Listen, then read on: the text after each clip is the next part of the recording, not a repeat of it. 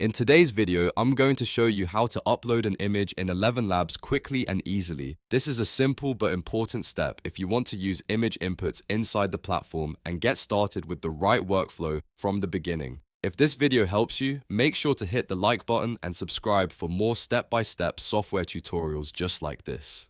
Alright, let's jump right in. First, open ElevenLabs and make sure you're logged into your account. Once you're inside the dashboard, look over to the left sidebar. This is where ElevenLabs organizes its tools, and the section you need is called Image and Video. Click on that option to open the Image and Video tools. After that, you'll want to select Image Mode. This is important because it tells ElevenLabs that you want to work with an image-based prompt instead of another type of media workflow. Once Image Mode is active, you'll see the area where you can add your image reference. Now, find the reference image upload area. You can either click directly on that upload box or simply drag and drop your image into the prompt box, whichever is easier for you. If you're clicking to upload, your file browser will open so you can choose the image from your device. If you're dragging and dropping, just pull the file from your folder and place it into the upload section.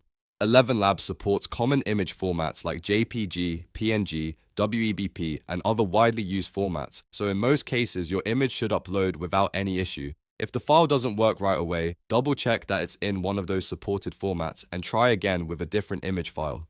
Once you've added the image, the only thing left to do is wait for the upload to finish. Depending on the file size and your internet connection, this may take just a moment. You'll want to make sure the upload is fully complete before moving on, so the image is properly loaded into the tool and ready to use. And that's it. You've now uploaded an image in ElevenLabs. It's a very straightforward process once you know where to look. And now you can move on to the next step in your workflow with confidence.